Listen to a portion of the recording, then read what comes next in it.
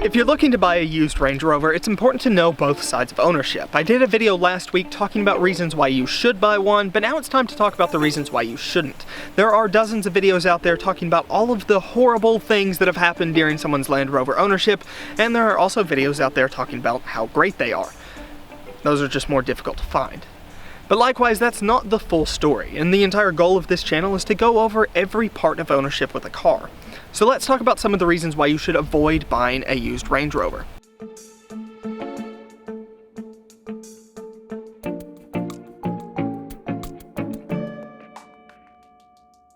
First up is having no idea what you're about to get into. Even older Range Rovers had a starting price of around $80,000 even 10 years ago. And because of that, they really were the ultimate supercar of the SUVs. Now hear me out. The Bentley Bentayga wasn't a thing yet. The Range Rover was the pinnacle of luxury SUVs. They were also the only company really pushing forward in that industry, which causes some issues now and then. Most of the time, it's absolutely fine, but can it be a pain in the ass? Absolutely. So the biggest thing you can do and the best thing you can do when buying any used luxury car, no matter if it's a Range Rover or a BMW, is be prepared for the moments when things don't go quite right. If you're not prepared to set back a few $1,000s a year for maintenance and repairs and aren't willing to deal with the patience required to live with the Range Rover, it's probably not the car for you. The best 4x4 by far. Did yours ever work? No. Speaking of saving thousands of dollars every year, let's talk about some of the cost associated with ownership. Now, I'm not going to talk explicitly about just repairs I've had to do. I'm going to talk about the stuff that you're going to run into frequently. Oil changes, gearbox service, stuff like that. The more common stuff. However, I do have a full breakdown of all of the cost of ownership I've had with this car, including my payment, what the insurance is like, and everything like that, and you can check that out up in the eye above. First up, let's talk oil changes. Now, on a new Honda, you're looking at about $60, maybe $70 if you're getting ripped off from your dealership for an oil change. On the Range Rover, a used Range Rover from the dealership, at least my local Land Rover dealership, you're looking at about $159 for an oil change. Quite an increase considering they'll probably also give you a list of other things that need to be done at the same time. On top of that, there's the topic of brakes. Now, on a normal car like a used Honda, you might be looking at $400 to $600 for brakes, parts, and labor. On this though, however, last year I replaced the brakes and we were sitting at over $1,200 just for that. Over 3 times the cost of a normal car. Now obviously you need a lot of stopping power to make this thing stop.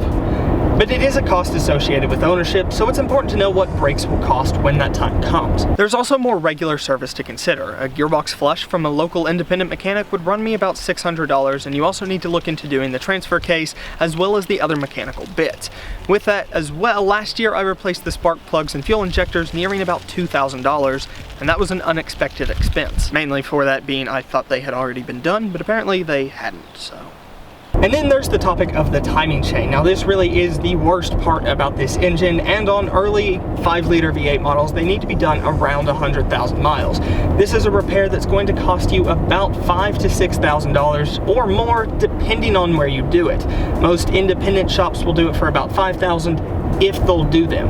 A dealership though, I've been told, runs closer to $10,000 for parts, labor, and everything else associated with replacing the timing chain. Then there's the infamous air suspension. Now most companies have figured out that air suspension isn't worth their time and it's not worth their customers having to come replace it. But Land Rover, it seems, have been using air suspension for hundreds of years and they've actually worked out a lot of the kinks in the system. Air suspension has a 100% fail rate, so you'll need to be prepared to replace the struts or springs and or the air compressor.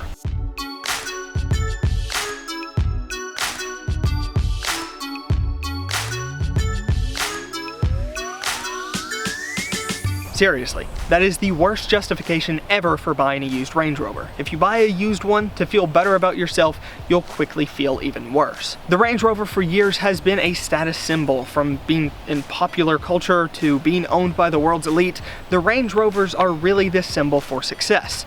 Except for used ones, for people like this guy. However, buying a Range Rover to fit in some bullshit social status is the most ridiculous thing ever, and it will not end well. New models? Go for it. One with a warranty? Absolutely go for it. But used models without a warranty, you're going to need a lot of patience and a lot of time and a lot of disposable income to be able to live with it. I'll be the first to admit that driving a Range Rover makes you feel like you're king of the world. And it's also great to be able to pull up to any situation and people expect that you're supposed to be there. In fact, the Range Rover has gotten me out of more situations than I would like to admit just because of the car itself. But it is a horrible reason for buying one. Instead, it's more of a benefit of owning one, not a reason to buy one. If you don't have a solid understanding about any of the stuff I was talking about, stay far away from it unless your warranty explicitly states it will cover it. And if that's the case, I'm hoping it's not a shitty third-party warranty. Used Land Rovers are very complex machines, and with that, they're capable of doing just about anything. Very few cars come with all of the technology and capability that the Land Rover offers, but with that, all of that is done through adding additional parts that are prone to breaking. If you don't have a basic understanding of the mechanical parts of Range Rover ownership, stay far away from it. A lot of the issues don't even necessarily have a warning light, although most of them do. However, if you hear a sewing machine coming from your engine, good luck, that one's gonna hurt.